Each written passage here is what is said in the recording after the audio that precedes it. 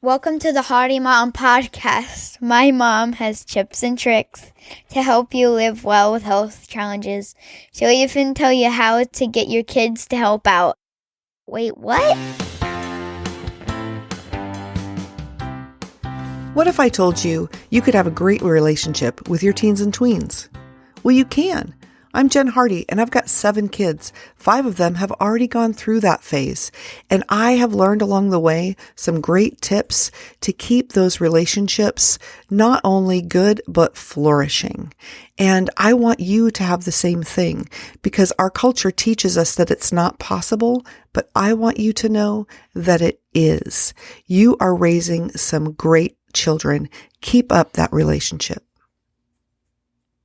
And if you look at different cultures of the world, not all cultures have this crazy teenage rebellion that we have in the United States. And I'm going to encourage you to treat your children and your tweens and your teens as though that's not even a thing.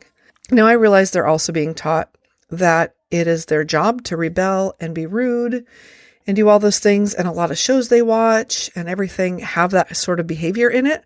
So it makes it really hard. But it really doesn't have to be that way in your house. And I'm going to start by telling you the fruits of the Spirit, because if you keep these in mind, maybe post them, it might be easier to focus on our behavior. And before I list those, I'm going to tell you some advice that I got when my daughter, she is now 28, she was 6 and we butted heads all the time. I was not her preferred parent. She did not want to be around me. She did not want to talk to me when she didn't have to. We just had this thing with our personalities. And I had pulled my older daughter out of school and I was going to homeschool my younger one. I was talking about homeschooling my younger daughter, who was 6 at the time. And I was talking to somebody who was a homeschooling mom of 4, and she had had all this experience. And I said, she and I just don't get along. I don't know what the deal is. I need to pray. I'm praying that she comes around. And the woman looked at me and she said, that should never be your prayer. If you have an issue with someone, you need to pray that you come around. You pray for yourself, and God's going to take care of the rest. And that really struck me. And at first, I wasn't a fan of it. But I went home and I thought about it. And I thought, oh my gosh, you know what? She's right. I'm the adult. This is my child. It is my job to make sure that things go right. And so I started praying, dear God, please soften my heart to this child. Because clearly I'm the adult, I'm the mom. And if there's some sort of an issue, then it's my job to take care of it. And suffice it to say that within a few months, she and I had connected. We are so close to this day. We talk almost every day, even though she doesn't even live in my state. It is amazing. And so if you're having a conflict with one of your children, I'm going to tell you right now, it is your job to pray. Now, am I saying that they can be rude and disrespectful and whatever? No, that is not what I'm saying. But what I am saying is pray for you. Pray for you that God shows you the way to reach that child, because God can do all things. Okay. So this fruit of the Spirit, I highly encourage you to print this out and put it maybe on your bathroom mirror or on your nightstand so that you can look at it and remember, this is how we're supposed to be. I don't think that printing it out and putting it on your child's door and saying, you're not this way, you need to be like this. I wouldn't recommend that. I would recommend you do it for yourself and let them catch you doing the right thing. Okay. And you behave this way. And I promise it is going to rub off and it's going to be okay. And if you're not having a problem with your teen, then that's awesome. But maybe you can share this with somebody who is. Okay. So the fruit of the Spirit, love, joy, peace, patience, kindness, goodness, faithfulness, gentleness, and self-control. Galatians 5:22-23. Okay. When you're dealing with tweens or teens, when you're dealing with another human, it doesn't matter how old they are. All of these things should come into play every single time. And you might say, hey, sometimes we argue in our house and everything gets riled up, and it's really hard for me to stay thinking about those things. And so my number one tip for this episode is, drumroll, do not engage. Do not engage in an argument. Okay? You're the parent. You decide what does and doesn't happen in your household. And if your child doesn't like what you're saying and keeps arguing with you, do not respond and continue to argue. Now, I do not believe in giving the silent treatment. I will talk about that in a later episode. I just really believe in keeping the lines of communication open, but it's okay for you to take a time out. You can take 5 minutes, an hour, or even a day until you can have a calm discussion about that topic. So you can say to them, let's talk about this later when we're both calm. It stops the argument and shows your child that you're willing to listen but not be yelled at. And that's something to encourage you with. Tell them, I do want to talk to you about this, but neither one of us is handling this in a proper way. And we need to take a time out. Okay. And you can do it. I promise. Now, what if you're talking about something that's urgent and they really need you to make a decision right then and they don't like what you're saying? Well, you're the parent and you're just going to have to go with your gut. But if it's something that you can put off, then definitely you're going to want to put that off until everybody can take a break. Okay. So one of your jobs is to teach your child how to have discussions without yelling. This is a skill that is going to help them through their whole life, okay? Because fighting in your home, it isn't just taking away from your ability to relax and enjoy your family. It is bad for your health. The Mayo Clinic has a great article on the ways chronic stress puts your health at risk, and I'm going to put the link in that. But here's some of the things that they say that chronic stress can cause. And see if any of these sound familiar.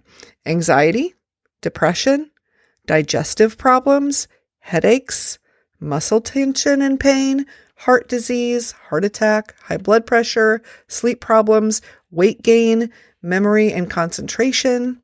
You get the picture. Okay. So if you are constantly arguing with people in your home, those are some of the things that can happen. So if you have already got a health issue and you're adding tons of stress, you can clearly see where that's going to lead you. Okay. And you're also teaching your child that that is normal, healthy behavior. And it is not healthy behavior. And unfortunately, it's normal in a lot of households, but you can help it stop. So when you're both ready for a calm discussion, you're going to sit down and look each other in the eye, and you're going to take turns talking and listening until you work it out. Sometimes your child just needs to be heard. Sometimes you might need to go outside your comfort zone and let them have their way. Sometimes you're going to need to say that you're the parent and things are going to be your way in your house. And this is one of those times. And you're going to know which one it is with better clarity if you're calm. Now, you have a chronic health issue and you already don't feel well, or maybe it's not something that makes you sick, but you struggle a little bit. Okay. The less arguing you have around you, the better. And that, just like I said, goes for your kids. So here's a few things for you to try. Okay. Work on better communication. If you aren't really good at that, then learn how. Okay. There's a lot of different places out there that can teach you to communicate better. Okay. Number 2, understand that your child has his or her own needs and viewpoint. And the older they are, the more different from yours they might be. You may or may not appreciate that. You may or may not like the way they're going, but yelling at them and constantly arguing with them is not going to help them come around to your viewpoint. It's actually going to do the opposite. Now, something that I didn't realize until I married Dave, and you probably know it already, but sometimes people can have opposite ideas and they can both be right. And conversely, neither one is wrong. When I was raised that my parents' ideas were the right way. Anything that deviated from that was wrong. If it came from like moral things that are big or little things like how to wash a dish or load the dishwasher, there was absolutely no deviation from what they said. And it is very freeing to realize there are a lot of ways to do a lot of things. There are some biblical truths that are right or that are wrong, and those are not up for discussion. But when it comes to other little things, give yourself and your child some leeway. Okay? Now, in another episode, I'm going to talk about expectations and how that word can destroy a relationship. But it's really important that you don't have unspoken expectations of each other. If you have an expectation of your child, let them know what it is so they don't disappoint you, and ask them, what do you expect of me in this situation? You might not like what they have to say, but let them say it. And if it doesn't work for you, tell them why. It's so important that they know why we say what we say, and we just don't say because I said so, especially when they get older. Yes, sometimes they just have to listen, but you need to let them know, because if they don't know the whys of decision making, how are they going to make their own good decisions when they grow up? Okay, now, here is a very important thing. Catch your child doing things right. When you're not in the middle of the argument, watch for things to praise them for. I heard a thing, oh my goodness, when my oldest daughter was in preschool, all I knew about parenting was what I didn't want to do. I legitimately had no idea how to be a decent parent. And so I took all kinds of parenting classes and did all these different things until I got to the point where I could teach these classes, because I needed to know how to do this. And one of the really things that stuck in my mind was, when your child is little, like a toddler, you say one negative thing for every 10 positive things. But they've done studies that show that once your child is a teenager, you say one positive thing for every 10 negative things that you say. Did you hear that? Do you tell your child 10 negative things and one positive thing? Does that just blow your mind? Oh my goodness. See, I knew that when my kid was little. So when she grew up, I really worked on that. And sometimes as children get older and we live with young adults, it is easier to say negative things, but catch them doing things right. And sometimes keep your mouth shut when they're doing things wrong, if it's not a big thing. Okay? Don't belittle what they say just because they're not an adult. And if you say things like, you'll change your mind when you grow up, or I thought that when I was your age too, but now I know better. No. That negates the value of anything they say, and it automatically puts them on the defensive. Think of how you felt when you were that age. You didn't want people saying that you were dumb and you didn't know anything and you wouldn't until you were 40. Give your kids some credit. Okay? And the final thing, the most important thing, this is so huge. Be willing to listen. You might not always agree with their viewpoint, okay? But they're going to be more willing to hear what you have to say if you listen to them. I am telling you, if you continually talk over them and tell them that they're wrong and tell them that when they grow up, they'll change their mind, they're going to shut down, okay? So having respectful conversations, even with opposing viewpoints, is going to make everyone feel better, and it's going to allow for more open, honest communication. So when it comes to us and our older kids and all of our kids, we don't always share the same viewpoint about everything. Okay. There's 7 children and 2 adults, and now there's spouses and significant others. We do not share the same viewpoint about everything. Some of them don't share many things with us. And sometimes we have very spirited discussions about things, especially things that we're each passionate about. But we know when one of those discussions gets too intense and that it's time to take a break. And usually I'm the one who will say, it's time to take a break. And yes, some people think that that's weak and they say, oh, you can't handle whatever. No, you are actually being the strong person when you say, we need to revisit this later. Okay, so your challenge today is twofold. I need you to decide not to engage with arguments, and not just with your older children, but with everybody. You don't need to waste your sanity on arguing. Okay, when it comes to your kids, I want you to sit down with them, or maybe even others who argue with you too, and talk about how you plan on handling conflicts of opinion in the future so that they know what's coming. Okay? And number 2, listen. That is the most important thing for any age of your children. just let them know that they're heard. Let them know why you don't agree, if you don't agree, and keep those communication lines open, because the older they get, the more things that are going to come up for them that may not be exactly in line with your thinking. And if they know you're just going to yell at them if they have a different opinion, they might stop talking to you about anything important at all. And as someone who has gone through that and is currently going through that, I'm not going to lie to you, it's hard. So some of the things I share with you are going to be pain points for me, because I've made some bad decisions when it comes to parenting. And if you've been a parent for any length of time, you're going to know that if you could go back, there's always going to be things that you would do different.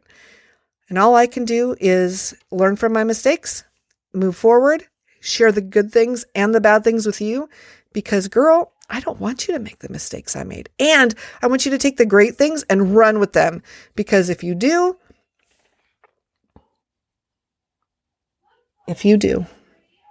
things are going to go great for you. You have been entrusted with these beautiful people. They love you. They look up to you. And no matter how much they push you away, they want to be wanted by their mother. They want to be heard by their mother. And they want to be with you. And they love you. If they haven't told you that today, I'm going to say it for them, because they do. You never stop loving your mom. I hope that you have a beautiful, blessed week, and spend some time in prayer, praying for your children, praying that God will show you how you can be a better mom, because we could all be a better mom. I do the same thing. Okay. And you are going to love your kids forever, and they're going to love you forever. And they're the best gift you will ever get. Have a blessed week. You're health challenged, girl, I get it. Feeling anxious, depressed, don't you sweat it. You felt alone with no one to go to. Finally someone is here who gets you. So premenopausal or postpartum, all stages of womanhood, girl, we've got 'em. I've been there, I've done that too, with a Hearty Mom podcast. Yeah, I'm here for you.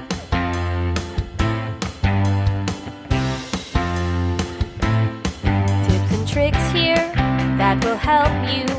There's advice from experts and interviews. Find time to be with your kids and family. I can help you get it done easily. So premenopausal or postpartum, all stages of womanhood, girl, we've got 'em. I've been there, I've done that too, with a Hearty Mom podcast. Yeah, I'm here for you.